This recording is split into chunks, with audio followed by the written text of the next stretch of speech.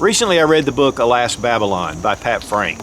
This book was written in 1959, and I found it when I was looking for a book about survival, a book about post-apocalyptic, and Alas Babylon came out top on a number of different lists. After reading it, I understand why. This is an excellent book, and I highly recommend it. But it's based on more of a post-nuclear war type situation and how this town survived through it. With that, in the book, there is a reference to iron rations.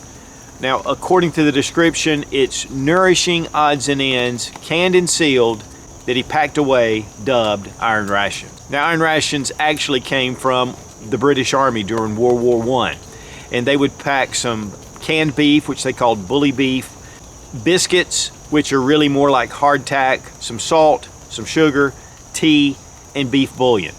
And one of the quotes that came out of World War I was, as the boys ran up through the trenches, you could hear those cans of bully beef bouncing in their pockets. It was made for a 24-hour stay in case they got out of the trenches and were stuck in no man's land with no help. Until they could get help, they had these rations to get them through. Now, the iron rations that are referred to in Alas Babylon are pretty much just things that, you go through a terrible situation, and at the end, you come across your iron rations. It's kind of a last-ditch effort, or it's just something to build morale. And after I read about that, it really inspired me to make my own setup of iron rations. This is not part of your preps necessarily. It's more like after you've been through hell and high water, Santa Claus comes, and there you go, you've got your iron rations. During World War I was the first mention of actual iron rations, even though it's disputed where they came from. But that's where it became most popular. And a lot of the soldiers that were in the trenches had an emergency supply of food. Number one, in case they had to go across and get lost over enemy lines, or if they just couldn't get food supplies. So it just gave them kind of a last ditch just to hold them over. Now, here are some photos that were reproductions of the iron rations. Just kind of gives you an idea. The biscuits that they talk about were actually these wafers, and they had 12 ounces, much like hardtack. And then, of course, with the beef, the bully beef, the salt, some say that there was cheese involved. And then tea was a big thing with the British, also the bouillon cubes.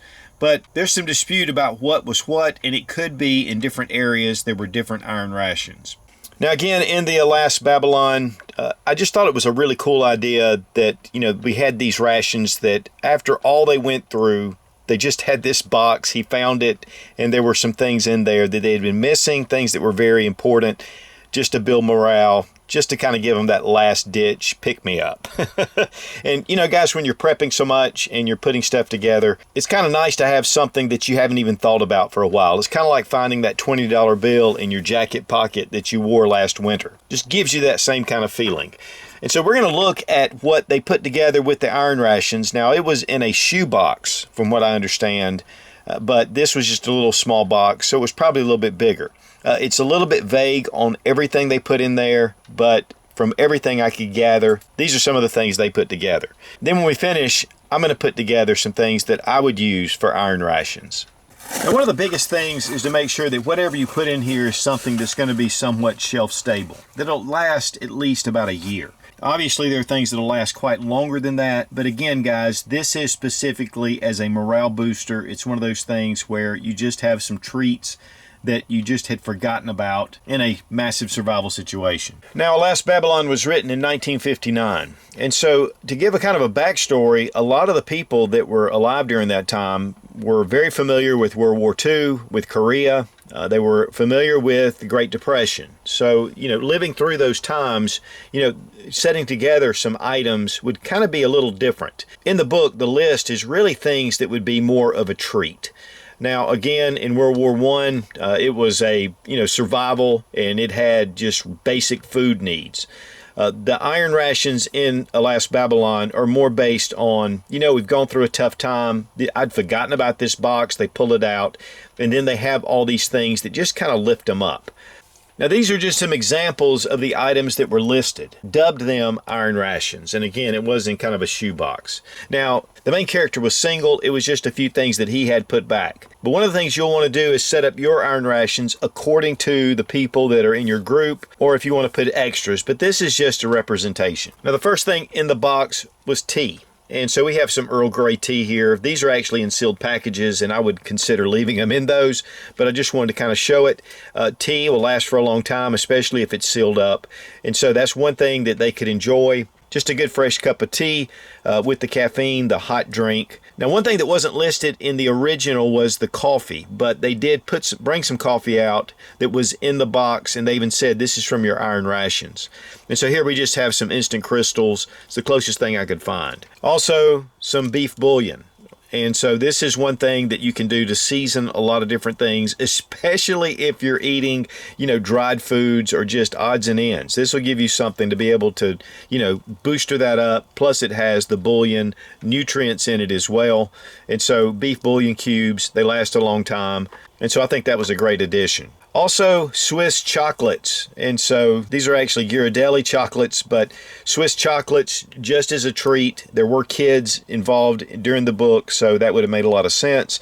And then also hard candies, just different type hard candies. Yes, these are not necessarily end-all survival stuff, but man, when you're in the middle of it, it could make the difference, especially with morale. Also, canned cheese. And that was one thing I thought was kind of unique, and I was able to find some. This is actually Latino or Mexican, but just some canned cheese. It'll last for a long time, and it's sealed, and it's just something different from what they would typically have. One of the things in the story was the main character was laying in bed. He had had a really rough day. He was having a hard time. He woke up, and he thought he was dreaming that he was smelling coffee. And so his girlfriend brought in a cup of coffee, and he was like just astounded because he hasn't had it for months. And she said, yep, we got these out of the iron rations. And so you can imagine you're in a survival situation. You've been through it. I mean, everything has been crazy. And to pull out something like this, I mean, you may still be fishing for your food. You may have some food from your garden. You may have different elements, even long-term storage food.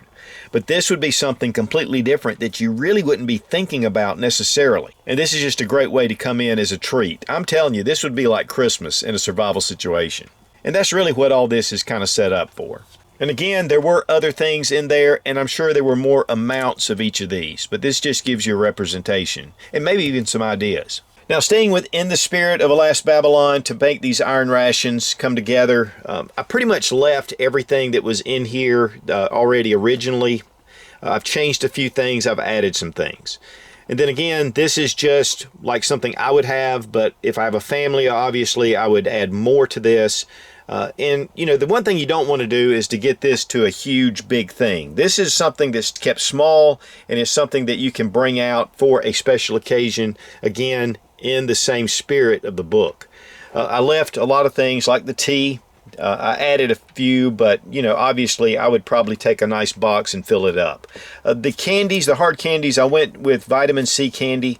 This gives you the nutrients of vitamin C, and it's still a candy. It's still sweet, and it tastes great. Of course, the chocolates are definitely something. The bouillon and the sugar and the coffee, definitely want to keep those. The cheese is something I wouldn't necessarily think about, but this is a great idea, and so I like to have that cheese ready to go, and then I could have my nachos, but I won't have any corn chips. Then Spam. Now, of course, there are some better options, but I just thought Spam is one of those things that's just on the prepper list a lot of times. And so I thought I would bring it out. And, again, multiple cans if you want, but definitely there's a lot of other choices out there. But Spam's been kind of the traditional one, even though I'm not a huge fan. Honey is something that lasts indefinitely. And so you can sweeten things. It's very healthy for you. And so that was one of the reasons why I thought, to add honey. And this was actually the smallest container I could find at the time. And then salt. Now, one of the problems, of course, with regular salt is that, it'll gum up. If it gets any moisture in it, it just starts to kind of clump together. And so I got some sea salt with a grinder, and I just thought that was a kind of a neat way to be able to have salt and yet keep it fresh. And of course, you want to keep this dry.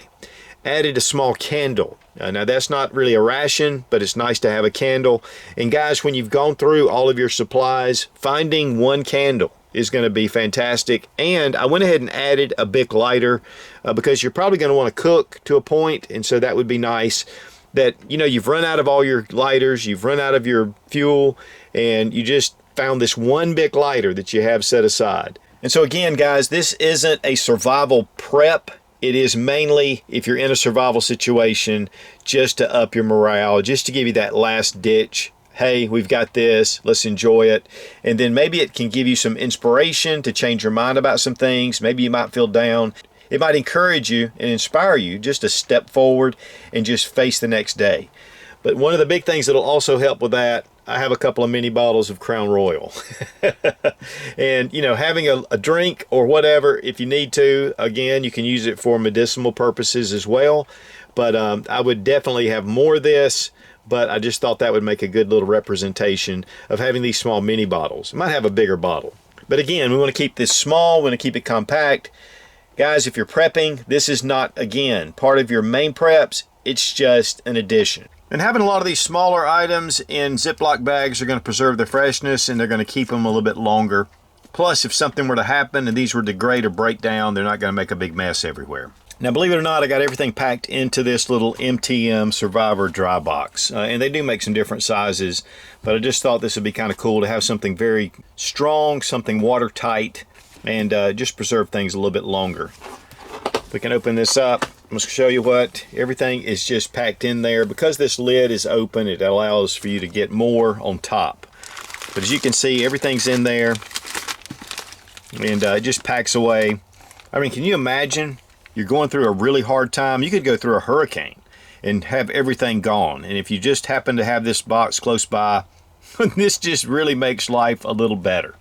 In a survival situation, it could mean the difference between life and death, and definitely give you a lot of morale. And one of the things it said in the book is to take it and hide it somewhere where you just kind of forget about it, and then all of a sudden it hits you that you have this box. That way you don't use this up during normal times. And I really think this is one of those things you need to put aside and forget about, and not use it on an everyday basis. So guys, I highly recommend The Last Babylon. It's just one of those great reads. It's not too dark, but it gives you a lot of great information, and it's where I found Iron Rations. You can get these on Amazon, eBay, and in the paperback version like this, the used, I think I paid like $4 for it. So very reasonable and very well worth the money. But guys, if you hadn't put together your Iron Rations, again, it's not something that, you know, it's part of your preps and you've got all this stuff stored away and stocked up.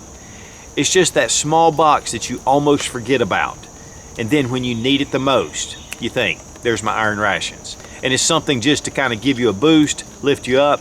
There may be a couple of things in there that just get you through and save your life. Now down in the comments below, leave your idea of Iron Rations, that last ditch, that same feeling you get when you find that $20 bill in your jacket pocket like we talked about. Be strong, be of good courage. God bless America. Long live the Republic.